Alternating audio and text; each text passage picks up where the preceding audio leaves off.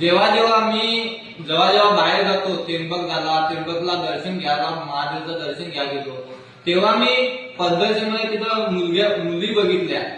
तर मला एक मुलींना असं सांगायचं आहे का तुम्ही जेव्हा बाहेर जाता कुठं दर्शनासाठी किंवा तुम्ही कुठं फिरायला जाता बहिणीसोबत किंवा याच्यासोबत कोणासोबत भाऊ सोबत, पण एक खांद्यावर तुम्ही वरली घेऊन जा. त्या बरोबर ते जीन्स पॅन्ट वगैरे वगैरे भरून काय चांगलं वाटत नाही का? आमच्या खेड्यामध्ये वाडा तालुक्यामध्ये सांग, भिवंडी विभागमध्ये सांग, लेडीज एकही जीन्स पॅन्ट न भरता तुम्हाला लेडीज वगैरे वरणी वगैरे त्यांचे खांद्यावर दिसत. आम्ही महाराष्ट्रात मुंबई साईडला गेलो, पुणा साईडला गेलो, कोल्हापूरला गेलो, नागपूरला गेलो, आता नाशिकला पण जाऊन आलो.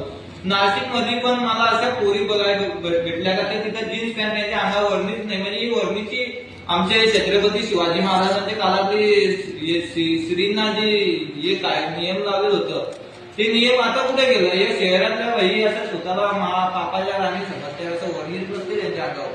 जे महाराष्ट्र माझं एक आई बहिणींना करतोय का अंगावर तुमचे खांद्यावर किंवा पदरावर वर्णी कायम ठेवली पाहिजे, तर आमच्या आई बहिणींची बलात्कार आणि हे खेड्यात बंद होईल.